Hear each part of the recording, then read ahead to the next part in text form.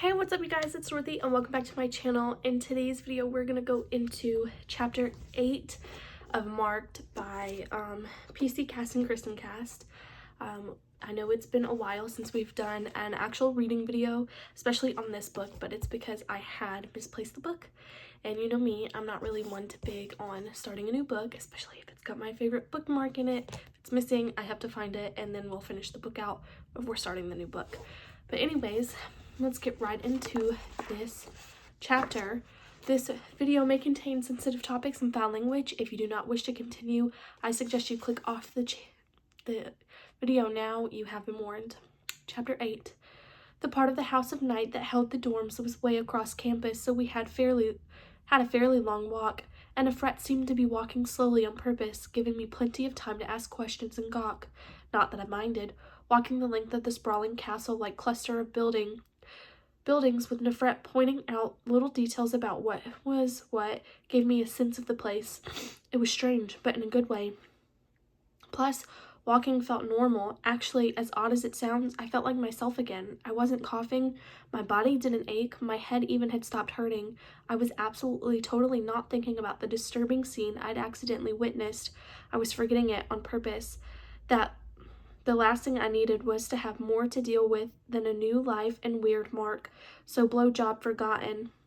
Deeply in denial, I told myself that if I hadn't been walking through a school campus at an ungodly hour of the night beside a vampire, I almost could pretend that I was the same today as I had been yesterday. Almost. Well, okay, maybe not even almost, but my head did feel better, and I was just about ready to face my roommate when Efret finally opened the door to the girls' dorm. Inside was a surprise. I'm not sure what I expected, maybe everything to be all black and creepy, but it was nice. Decorated in soft blue and antique yellow, with comfy couches and clumps of puffy pillows big enough to sit on dotting the room like giant pastel M&Ms. The soft gaslight coming from several antique crystal chandeliers made the place look like a princess castle. On the cream-colored walls were large oil paintings, all of them of ancient women who looked exotic and powerful. Fresh-cut flowers, mostly roses, sat in crystal vases on end tables that were cluttered with books and purses and fairly normal-looking teenage girl stuff. I saw several flat-screen TVs and recognized the sound of MTV's Real World coming from one of them. I took in all of this fast while I turned to smile and appear friendly to the girls who had shut up the instant I walked in the room and were now staring at me. Well, scratch that. They weren't exactly staring at me. They were staring at the mark on my forehead. Ladies, this is Zoe Redbird. Greet her and welcome her to the house of night. For a second, I didn't think anyone was going to say anything, and I wanted to die of new kid mortification. Then a girl stood up from among the middle of the group that was clustered around one of the TVs. She was a tiny blonde and darn near perfect. Actually, she reminded me of a young version of Sarah Jessica Parker. Hi, Zoe. Welcome to your new home. The SJP lookalikes smile was warm and genuine, and she was clearly making an effort to make eye contact instead of gawk at my darkened-in Mark. I'm Aphrodite, she said. Aphrodite? How can anyone normal choose Aphrodite as her name? Please, talk about delusions of grandeur. I plastered a smile on my face, though, and said a bright hi, Aphrodite. Nefret, would you like me to show Zoe to her room? Nefret hesitated, which felt really odd. Instead of answering right away, she just stood and locked eyes with Aphrodite. Then, just as quickly as the silent stare down had started, Nefret's face broke into a wide smile. Thank you, Aphrodite. That would be very lovely.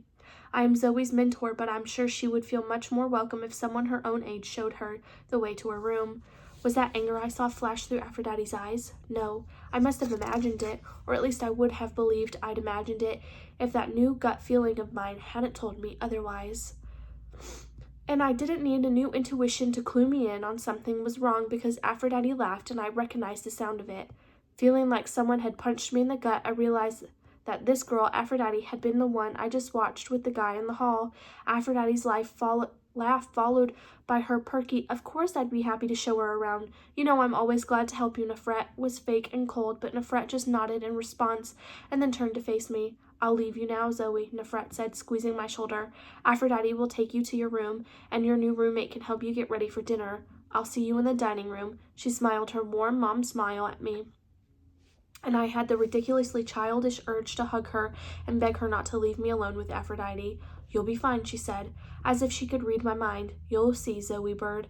All will be well," she whispered, sounding so much like my grandma that I had to blink hard not to cry. Then she nodded a quick goodbye to Aphrodite and the other girls and left the dorm. The door closed with a muffled dead sound. Oh hell, I just wanted to go home. "Come on, Zoe, the rooms are this way," Aphrodite said. She motioned for me to come with her up the wide stairs that curved to our right.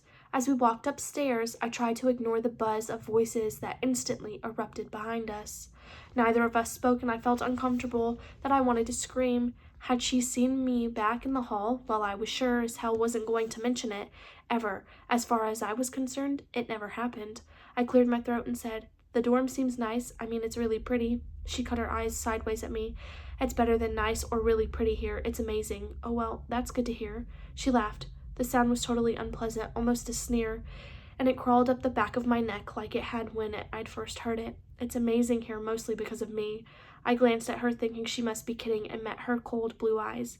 "Yeah, you heard me right. This place is cool because I'm cool." Oh my God. What a bizarre thing for her to say. I didn't have a clue how to respond to that very stuck-up piece of info. I mean, like I needed to the stress of a fight with Miss, thinking she's all that, added on top of the life/species/school change, and I still couldn't tell whether she knew it had been me watching her in the hall. Okay, I just wanted to find a way to fit in. I wanted to be able to call this new school home, so I decided to take the safest road and keep my mouth shut. Neither of us said anything more. The stairs led to a large hallway lined with doors. I held my breath when Aphrodite stopped before one that was painted a pretty light purple, but instead of knocking, she turned to face me. Her perfect face suddenly looked hateful and cold, and definitely not so pretty.